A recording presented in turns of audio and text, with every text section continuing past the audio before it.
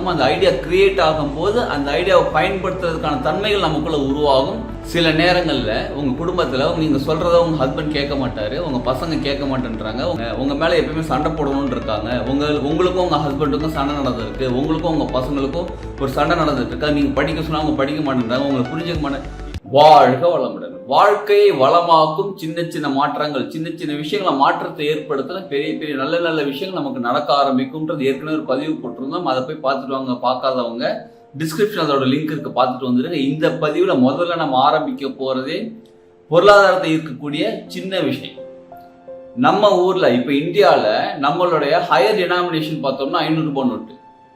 அந்த 500 ரூபாய் நோட்டை புது நோட்டா ஃப்ரெஷ்ஷான நோட்டா இருந்தால் பெட்டரா இருக்கும். அந்த ஃப்ரெஷ்ஷான புது நோட்டை சரி பழைய நோட்டு தான் இருக்குன்னா நல்லா என்ன பண்ணுங்க, லைட்டா வாஷ் பண்ணிடுங்க, தண்ணியில போட்டு லைட்டா தொடச்சிட்டு அயன் பண்ணி கிளீன் பண்ணி, அதாவது கிளீனா இருக்கணும். முடிஞ்ச அளவு ஃப்ரெஷ்ஷான நோட்டு வாங்கி வச்சுக்கோங்க. பேங்க்ல போய் கேட்டால் தருவாங்க. இல்ல உங்களுக்கே யாருக்காவது ஃப்ரெண்ட்ஸ் யாராவது கேட்டால் கிடைச்சதுன்னா ஃப்ரெஷ்ஷான நோட் அது பெட்டரா இருக்கும். எப்பயுமே நம்ம ஒரு ஃப்ரெஷ்ஷான விஷயத்தை பார்க்கும்போது நம்ம மனசு ஃப்ரெஷ் ஆகும். நமக்கே தெரியாம நம்ம சப்கான்சியஸ் மைண்ட் ஒரு ஃப்ரெஷ்ஷான ஒரு தாட் ப்ராசஸ் கிரியேட் பண்ணும். அந்த மாதிரி ஒரு புது நோட்டை எடுத்து வச்சுக்கோங்க. எப்பயுமே உங்க கூட இருக்கிற மாதிரி வச்சுக்கோங்க. அந்த நோட்டு வேற எங்கேயும் செலவு பண்ணாதீங்க, யாருக்கும் கொடுக்காதீங்க. உங்க வேலெட்ல, பர்ஸ்ல, உங்க ஹேண்ட் பேக்ல எங்கேயாவது வச்சுக்கோங்க. அடிக்கடி பாருங்க. சிலர் என்ன பண்ணுவாங்க, அந்த 500 ரூபாய் நோட்டு எடுத்து மொபைல்ல வந்து ஸ்கிரீன்ஷாட்டா எடுத்து வச்சுப்பாங்க. அதாவது போட்டோ எடுத்து மொபைல்ல வந்து வால்பேப்பரா வச்சுப்பாங்க, லேப்டாப்ல வச்சுப்பாங்க, சிலர் டவுன்லோட் பண்ணி வச்சுப்பாங்க. அந்த மாதிரிலாம் வைக்காதீங்க. ஏன்னா உங்க சப்கான்சியஸ் மைண்டுக்கு அது ஒரிஜினல் கிடையாது, இது போட்டோ, இது டவுன்லோட் பண்ணதுன்னு உங்க ஒரு ஆழ் மனசுக்கு தெரியும், சப்கான்சியஸ் மைண்டுக்கு தெரியும். சப்கான்சியஸ் மைண்ட் பெரிய அட்ராக்ஷன்லாம் பண்ணாது. என்ன நல்லா கவனிச்சுக்கோங்க. அட்ராக்ஷன் எது பண்ணணும், சப்கான்சியஸ் மைண்ட் பண்ணணும். கான்சியஸ் மைண்ட் ஜஸ்ட் சும்மா ஒர்க் பண்ணணும். ஒரு 20% ஒர்க் பண்ணணும். சப்கான்சியஸ் மைண்ட் தான் 80% ஒர்க் பண்ணி அட்ராக்ட் பண்ணணும். அப்போ ஒரிஜினல் நோட்டை நீங்க அடிக்கடி பாருங்க. இந்த மாதிரி ஃப்ரெஷ்ஷான நோட் எடுத்து வச்சு அடிக்கடி பார்த்துக்கிட்டே இருங்க. உங்க வேலெட்ல வச்சுக்கோங்க. இது என்ன ஆகும் அப்படின்னா, உங்களுக்கு தேவையான நேரத்தில் தேவையான பொருளாதாரத்தை அட்ராக்ட் பண்ணி கொண்டு வந்து கொடுத்துக்கிட்டே இருக்கும். நமக்கு எப்ப என்ன பொருளாதாரம் தேவைப்படுகிறதோ அது தானாக வந்து சேர ஆரம்பிக்கும். அதுக்கான ஐடியா புதுசா கிரியேட் ஆகும். ஏன்னா ஃப்ரெஷ்ஷான நோட்டுங்களா, ஐடியா புதுசா கிரியேட் ஆக ஆரம்பிக்கும். அதுக்காக நான் வெறும் 500 ரூபாய் நோட்டு எடுத்து வச்சுக்கிறேன், 10 நோட்டு எடுத்து வச்சுக்கிறேன், நான் எந்த வேலையும் செய்ய மாட்டேன், அப்படி கிடையாதுங்க. நம்ம எடுத்து அந்த ரூபாய் நோட்டை பார்க்க அந்த ரூபாய் நம்ம பணம் பொருளாதாரம் சம்பாதிக்கிறதுக்கு நமக்கு தேவை அடைவதற்கு என்னென்ன வேணுமோ அந்த ஐடியா கிரியேட் ஆகும். அந்த ஐடியா கிரியேட் ஆகும் போது அந்த ஐடியாவை பயன்படுத்துறதுக்கான தன்மைகள் நமக்குள்ள உருவாகும். பயன்படுத்தி, அதாவது உழைப்பு, நம்ம உழைக்கணும். உழைத்து நம்ம அந்த பணத்தை சம்பாதிக்க முடியும். சரிங்களா? ஏன்னா நிறைய பேருக்கு நிறைய டேலண்ட் இருக்கு, அறிவு இருக்கு, எனக்கு நிறைய விஷயம் தெரியும், ஆனா என்னால் எப்படி பணம் சம்பாதிக்கிறதுன்னு தெரியல. எனக்கு நிறைய திறமை இருக்குங்க, அதை எப்படி வெளியில கொண்டு வரதுன்னு தெரியல. இந்த மாதிரி இருக்கீங்க பார்த்தீங்களா? உங்களோட திறமையை வெளிக்கொண்டு வரக்கூடிய தன்மை கொண்டு வரும். ஏன்னா நீங்க பார்க்கறது பொருளாதாரம், பணம் பார்த்துக்கிட்டே இருக்கீங்க, அதை உங்களை அட்ராக்ட் பண்ணிக்கிட்டே இருக்கும். நீங்க அதை அட்ராக்ட் பண்ணிக்கிட்டே இருப்பீங்க. அதனால உங்களுக்கு புதுசு புதுசு ஐடியா கிரியேட் பண்ணி கொடுத்து உங்களை சம்பாதிக்க வைக்க ஆரம்பிக்கும். அடுத்தது, பெண்களே உங்களுக்காக இது ஸ்பெஷலானது. எப்பயுமே நீங்க சமைக்கும் போது நல்ல எண்ணங்களோட சமைங்க. சில நேரங்கள்ல உங்க குடும்பத்துல நீங்க சொல்றத உங்க ஹஸ்பண்ட் கேட்க மாட்டாரு, உங்க பசங்க கேட்க மாட்டேன்றாங்க, உங்க வீட்டுல மருமகள் இருக்காங்க அவங்க கேட்க மாட்டாங்க, யாரா இருந்தாலும் சரிங்க, உங்க மாமியார் கேட்க மாட்டேன்றாங்க, உங்க யாரா இருந்தாலும் அவங்க நீங்க சொன்னதை அவங்க கேட்க மாட்டேன்றாங்க. அதாவது நீங்க ஒரு நல்ல விஷயம் சொல்றீங்க, அதை அவங்க புரிஞ்சுக்க மாட்டேன்றாங்க. நல்ல விஷயம் நல்லா கவனிச்சுக்கோங்க. நல்ல விஷயம் சொல்றீங்க, அவங்க புரிஞ்சுக்க மாட்டேன்றாங்க. உங்களை யாரும் நல்லபடியா புரிஞ்சுக்க மாட்டேன்றாங்க. உங்க மேல ஒரு தவறான தாட் ப்ராசஸ், உங்க மேல எப்பயுமே சண்டை போடணும்னு இருக்காங்க. உங்களுக்கும் உங்க ஹஸ்பண்டுக்கும் சண்டை நடந்திருக்கு, உங்களுக்கும் உங்க பசங்களுக்கும் ஒரு சண்டை நடந்துட்டு இருக்கா, நீங்க படிக்க சொன்னா அவங்க படிக்க மாட்டேன்றாங்க, உங்களை புரிஞ்சுக்க மாட்டேன். இந்த மாதிரி எந்த ஒரு சுச்சுவேஷன் இருந்தாலும் நம்ம மனசு, அதாவது பெண்களோட மனசு எப்படி தெரியுமா இருக்கும், அவங்க மேல ஒரு கோபம், வெறுப்பு இருக்கும். அந்த வெறுப்போட சமைக்கும் போது இப்ப கருவேப்பிலை கிள்ளி போடுறோம், இந்தா வச்சுக்கோ, உப்பு போடு, இந்தா மனுஷன் சாப்பிடு, மிளகாத்தூள் கொட்டு எடுத்து, இந்த மாதிரி நமக்கே தெரியாம சப்கான்சியஸ் மைண்ட்ல கோபமான தாட் ப்ராசஸ் வெளியில வர என்ன ஆகும்னா, சமையல்ல போய் சேர்ந்து அதை சாப்பிட மற்றவங்களுக்கும் அந்த கோபம் வெறுப்புணர்ச்சி அதிகமாகிக்கிட்டே வரும். நீங்களும் அதை தான் சாப்பிட்றீங்க, உங்களுக்கும் அந்த கோபம் வெறுப்புணர்ச்சி அதிகமாகிட்டே வரும். இதை தவிர்க்கணும், இதை சரி பண்ணணும். என்ன தெரியுமா பண்ணணும், நீங்க சமைக்கும் போது எப்பயுமே சந்தோஷமா மகிழ்ச்சியா சமைங்க. உங்களுக்கும் உங்க ஹஸ்பண்டுக்கும் ஒரு பிரச்சனையா, அவர் சமாதானப்படுத்தணுமா, நேரில் சொன்னா கேட்க மாட்டேன்றாரா, நீங்க சொல்றதை புரிஞ்சுக்க மாட்டேன்றாரா, சமைக்கும் போது இந்த உப்பு போடும் போது அவருக்கு ரொம்ப நல்லது நடக்கட்டும். சமையல உப்பு போடும் போது அவர் நம்ம சொல்றது புரிஞ்சுக்கிறாரு, அதுதானே டேஸ்ட். உப்பு தானே எல்லாம், நீங்க என்னதான் பண்ணாலும் உப்பு தான் டேஸ்ட் எடுத்து கொடுக்குது. அந்த மாதிரி வாழ்க்கையில் நீங்கள் நிறைய நல்லது செய்கிறீங்க, சின்ன விஷயம் உப்பு ஆட் ஆகும்போது டேஸ்ட் எடுத்து கொடுக்கும். அந்த மாதிரி உப்பு போடும்போது நீங்கள் சொல்கிறது புரிஞ்சுக்கிறாரு, என் மேலே அன்பாக இருக்காரு, நான் எல்லாருக்கூடையும் அன்பாக இருக்கேன், என் பசங்க நான் சொல்கிறத கேட்குறாங்க.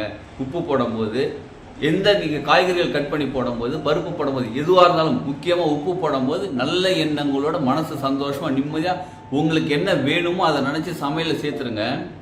உங்களுக்கும் நீங்கள் தானே சாப்பிட்றீங்க, உங்களுக்கும் அந்த அன்பு பாசம் அந்த புரிதல் தன்மை உங்களுக்கும் வரும். அதே மாதிரி உங்கள் வீட்டில் யார் யாரெல்லாம் சாப்பிட்றாங்களோ உங்கள் சமையல் தானே சாப்பிட்டு வாடுறாங்க, அவங்க எல்லாருமே சந்தோஷமாக நிம்மதியாக இருப்பாங்க, உங்களை புரிஞ்சுப்பாங்க. அதே மாதிரி உடல் ஆரோக்கியத்துக்கு நோய் இருக்குன்ற பிரச்சனையோட மனசில் சமைக்காதீங்க. நோய் தீருது, அதாவது நோய் தீருதுன்னு கூட நினைக்கக்கூடாதுங்க. நினைக்க வேண்டியது பாசிட்டிவாக நினைங்க. ஆரோக்கியமாக இருக்காங்க, இந்த சமையல் சாப்பிட்ற எல்லாருமே நல்ல மகிழ்ச்சி ஆரோக்கியமாக இருக்காங்க, உடம்பு ஆரோக்கியமாக இருக்குது, மனசு ஆரோக்கியமாக இருக்குது, வாழ்க்கை சிறப்பாக இருக்குது அப்படின்ற எண்ணத்தோடையே சமைச்சிக்கிட்டே இருங்க. ஒரு 2 மணி நேரம் சமைக்கிறீங்களா, 2 மணி நேரம் அதே எண்ணத்தோடு சமைச்சிக்கிட்டே இருங்க.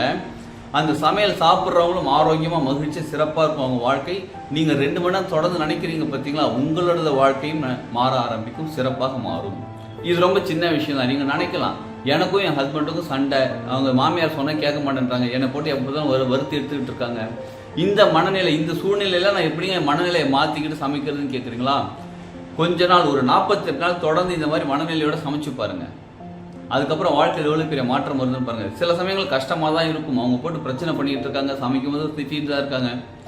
என்ன நடந்தாலும் உங்களுடைய மனநிலை உங்கள் கண்ட்ரோலில் இருக்குது. மற்றவங்களோட மனநிலை நீங்கள் மாற்ற முடியாது, ஆனால் உங்கள் மனநிலை உங்களால் மாற்றிக்க முடியும். மாற்றிக்கிட்டு நம்ம குடும்பம், இது என் குடும்பம், நான் நல்லா இருக்கணும், என் குடும்பம் நல்லா இருக்கணும், என் ஹஸ்பண்டு, என் ஒய்ஃபு, என் பசங்க நல்லா இருக்கணும், எல்லாருமே நல்லா இருக்கணும், அந்த மனநிலை நீங்கள் மாற்றிக்கிட்டு நீங்கள் சமைச்சு பாருங்கள். இதில் நடுவில் ஒய்ஃபுன்னு சொன்னது காரணம், சில சமயங்களில் ஆண்களும் சமைக்கிறதுக்கான வாய்ப்புகள் இருக்கும்போது அவங்களுக்கும் சேர்த்து தான் இந்த பதிவு. சமைங்க, நிச்சயமாக உங்களுடைய வாழ்க்கையில் எவ்வளோ பெரிய மாற்றம் வருதுன்னு பாருங்கள். அடுத்தது, தண்ணி வைக்கிற பாத்திரம் இருக்குது பார்த்தீங்களா, தண்ணி குடிக்கிறோம் பாருங்கள். ஒவ்வொரு தடவையும் தண்ணி குடிக்கும்போது தண்ணி எடுத்துக்கிட்டப்பா, இறைவா இந்த தண்ணி எனக்கு ரொம்ப நல்லது, இந்த தண்ணி எனக்கு தாகத்தை மட்டும் இல்லை என்னோட வாழ்க்கையும் சிறப்பாக மாற்றுது. ஏன்னா தண்ணிங்கிறது மனசு, சந்திரன் மனோகாரகன். இந்த தண்ணி குடிக்கும்போது மனசு சுத்தமடையணும், மனசில் நல்ல எண்ணங்கள் மட்டும்தான் வரணும், வந்துக்கிட்டு இருக்கு. மனசில் எப்பயுமே தெளிவு இருக்கு, மனசு எப்பயுமே ஆரோக்கியமாக இருக்கு, மனசு எப்பயுமே பாசிட்டிவான நல்ல விஷயங்களை மட்டும்தான் திங்க் பண்ணுது, என் வாழ்க்கைக்கு தேவையான விஷயங்களை மட்டும்தான் திங்க் பண்ணுது அப்படின்னு அந்த தண்ணிக்கு ஒரு நிமிஷம்லாம் 15 செகண்ட், ஒரு 20 செகண்ட், எவ்வளோ நேரம் முடியுதோ அப்படி தண்ணி கையில் வச்சுட்டு, கிளாஸை கையில் வச்சுட்டு அப்படி நல்ல வார்த்தைகளாக சொல்லுங்கள். சொல்லிட்டு அதுக்கப்புறம் கொஞ்சமாக குடிங்க, குடிச்சிட்டு அப்படியே கொஞ்சமாக மெதுவாக முழுங்குங்க போது அந்த நீங்கள் சொன்ன வார்த்தைகள் எல்லாம் சக்தியாக மாறி எனர்ஜியாக மாறி உங்கள் உடம்பு முழுதும் பரவுது. அப்படியே உணர்ந்து பார்த்தது குடிங்க. எப்பயுமே அந்த மாதிரி தண்ணி குடிக்க முடியாதுங்க, சில சமயம் அவசரமாக குடிக்க முடியும், பரவாயில்ல. அட்லீஸ்ட் ஒரு நாளைக்கு 2 தடவையாவது அந்த மாதிரி தண்ணி குடிங்க. காலையில் ஒரு தடவை, இரவு தூங்குறதுக்கு முன்னாடி ஒரு தடவை, நடுவில் மத்தியானம் டைம், எப்போ டைம் கிடைச்சாலும் எப்போ தண்ணி குடிச்சாலும் முடிஞ்சாலும் இதே மாதிரி தண்ணி குடிங்க. முடியலன்னா அட்லீஸ்ட் 2 தடவை ஒரு நாளைக்கு இந்த மாதிரி தண்ணி குடிங்க. இப்படி நீங்கள் தண்ணி குடிக்கும்போது உங்களுக்குள்ள என்னென்ன மாற்றங்கள் வருது நீங்களே பார்ப்பீங்க. இப்போ உங்களுக்கு உடம்பு ஆரோக்கியமாக வேணுமா, தண்ணி எடுத்துக்கோங்க. தண்ணி கிட்ட சொல்லுங்கப்பா, நீ இந்த தண்ணி பாருங்க, நல்லா கவனிச்சுக்கோங்க. கெமிக்கல் ஃபார்முலா வந்து H2O, ஹைட்ரஜன் 2 ஆக்சிஜன் 1 சேர்ந்த தண்ணி உருவாகிறதுல, மேனுஃபேக்சரிங் பண்ண முடியறதில்ல. இந்த இயற்கையால் கொடுக்கப்பட்ட இந்த தண்ணி நம்ம உடம்பு ஆரோக்கியத்துக்கு, நம்ம மனசு தெளிவுபடுத்துறதுக்கு, நமக்கு என்ன வேணுமோ நல்ல சிந்தனைகள் கொண்டு வர்றதுக்கு எல்லாத்துக்குமே இந்த தண்ணி பயன்பட்டு கொண்டு இருக்கிறது. இதை நீங்கள் பயன்படுத்துங்கள்.